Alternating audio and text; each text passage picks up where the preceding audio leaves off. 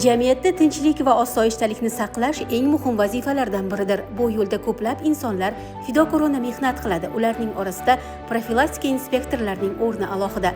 Ular har kuni odamlar taqdiri bilan yuzma-yuz kelib, muammolarni bartaraf etish, huquqbuzarliklarning oldini olish va aholi o'rtasida ishonch muhitini mustahkamlash uchun xizmat qiladi. Profilaktika inspektorining bir kuni oddiy ish jarayonidek tuyulishi mumkin, ammo uning ortida katta mas'uliyat, sabr-toqat va insonparvarlik yotadi. Jomboy tumanining Qang'ili mahallasi profilaktika inspektori Doston Tog'ayev har kuni xizmatga oshiqar ekan, avvalo mahallasidagi vaziyatni ko'zdan kechiradi. U yerdagi har bir xonadon, har bir fuqaro unga tanish. Ba'zida oilaviy janjal, ba'zida qo'shnichilik nizosi. Doston har bir holatni sabr bilan eshitadi. Uning vazifasi jazolash emas, aksincha, kelishuv topish, tinchlikni saqlash. Ko'p hollarda bir og'iz shirin so'z yoki to'g'ri maslahat janjalning oldini oladi. Profilaktika inspektori buni yaxshi biladi. Tajribasidan kelib chiqib, vaziyatni to'g'ri baholashga harakat qiladi. Bizning aholimiz 5112 ta bo'lib, shunday xonadonlarimiz 1089 ta. Mana shu mahallamizning tinch, totuv, xavfsizlik asosida o'zimizga biriktirilgan profilaktika inspektorimiz Tog'ayev Doston juda yaxshi xizmatda bo'ladi, kun-tun. Xavfsiz hudud, xavfsiz mahalla asosida chora-tadbirlar ishlab chiqib, o'sha yo'nalishda reja asosida ishlar olib boryapmiz. Nizol oilalar bo'ladi. Nizol oilalarni bir boshdan bartaraf etib kelmoqdamiz. Eng asosiysi shu xonadon tinchlik, totuv, osoyishtalik yo'nalishida ishlar olib boriladi. Mahalla tinchligi profilaktika inspektorining eng katta yutug'i. U biladi, uning bugungi harakatlari kimningdir xatoga yo'l qo'ymasligiga, kimningdir hayoti yaxshilanishiga sabab bo'ladi.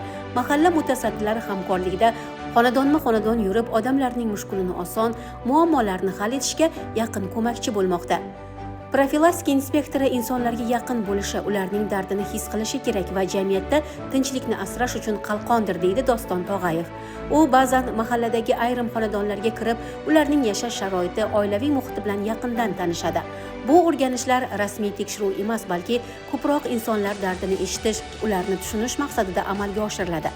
Ayrim oilalarda moddiy qiyinchiliklar, boshqalarda esa o'zaro kelishmovchiliklar bo'lishi mumkin.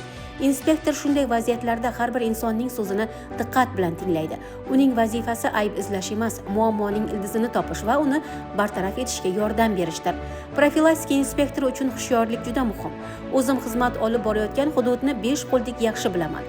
Kim nima mashg'ulot bilan shug'ullanadi, mahallaga kimlar kelib, kimlar ketyapti, kim qayerga safarga ketdi, qo'yingki, barcha jarayonni nazorat qilishga vaqt imkon topaman, deydi. Masalan, muqaddam sudlangan nizol oilalar hammasi ro'yxatlari shakllantirilgan. Asosiy mahallada hozir mahalla yettilligi bilan kunlik 10 tadan xonadonga kirib, shu muammosi bor xonadonlarga kirib chiqamiz. Agar shu muammosining yechimini ko'rib, ijtimoiy profilaktika bo'yicha mahalla yettiligiga xulosalar beriladi. Shu xulosalarni ijobiy yechimi bo'yicha keyin birgalikda mahalla yettilligi bilan ishlar tashkillashtiramiz.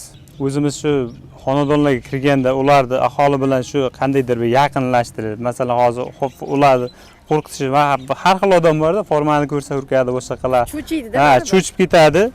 Unaqa emas, faqat aka-ukadagi birinchi oilaga borganda xushmuomalada bo'lib, ular bilan kirishib ketib, ularni qancha bir muammosi bor, dardini olish maqsadida, muammosini o'rganish maqsadida aka-ukadagi bo'lib, muammosini yechimini ijobiy hal qilishga harakat qilamiz.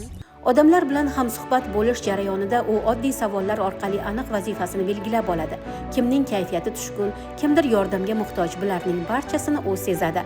Shu bois profilaktika inspektori, psixolog, maslahatchi va ishonchli suhbatdosh sifatida ham namoyon bo'ladi. Ishlarim tugadi demaydi, kun-tun xizmatda sergak. Shunday bo'lsa-da oilasi, farzandlari uchun vaqt topadi. Oila davrasida turmush o'rtog'i bilan reja va maqsadlari, farzandlari Yusuf va Shahrizodaning kelajagi haqida suhbatlashadi. Bunday samimiy muloqotlar oilada baxtni, ishonchni mustahkamlaydi. Mahallada osoyishta hayot hukm surmoqda. Bunda profilaktika inspektorining hissasi katta. U o'z huzur halovatidan kechib mahallaning tinchligini ta'minlashga kamarbasta. Xizmatga oid topshiriqlar ko'p, vazifalar bisyor. Profilaktika inspektori Doston Tog'ayev ularning ijrosini amalga oshirish uchun doimo xizmatga shay.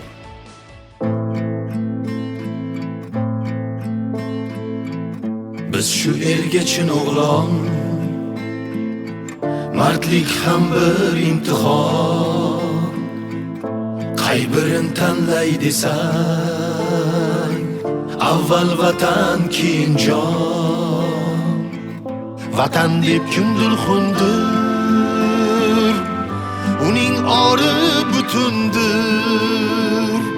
Vatan jondan ustundur, avval vatan keyin jon.